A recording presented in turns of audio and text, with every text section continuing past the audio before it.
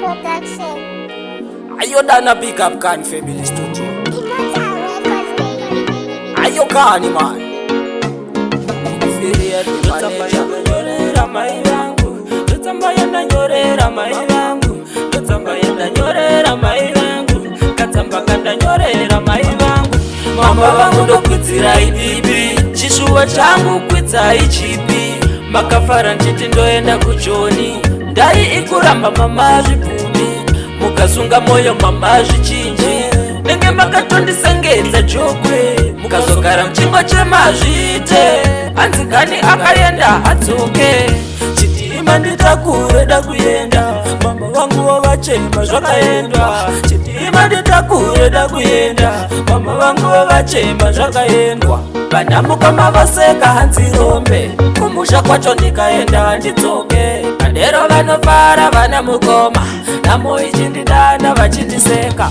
Mama vangu ndokwidzira ibibi, chishuwa changu kwidza ichipi, makafara nchiti ndoenda kuJoni, ndai ikuramba mama zvipfumi, mukasunga moyo mama zvichinji, nenge makatondisengedza jokwe, mukazogara muchingwa chemazvite, anzigani akaenda adzoke. Mama ndombotsvaka basa zvichiramba, nenge ndakakandwa jambwa nemunyama, ende ndine shungu dzekutenga chakwa, zvinondirwadza kufamba ndichipema. Jesu ndiyakachinja here mvura kuve waini, ndoshuvira kuchinjirwa upenyu hwangu. Toro makansengedza unorema, izve mukanditurura zvinoita. Mama vangu ndokwidzira ibibi, chishuwa changu kwidza ichipi, makafara nditi ndoenda kuJoni, ndai ikuramba mama zvipfumi, mukasunga moyo mama zvichinji, nenge makatondisengedza jokwe, mukazogara muchingwa chemazvite,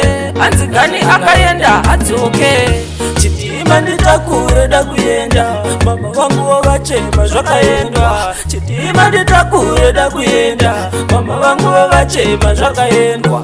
Vanhamuka mavaseka hanzi rombe, kumusha kwacho ndikaenda handidzoke. Madero vanofara vana mukoma, namo ichindidana vachindiseka.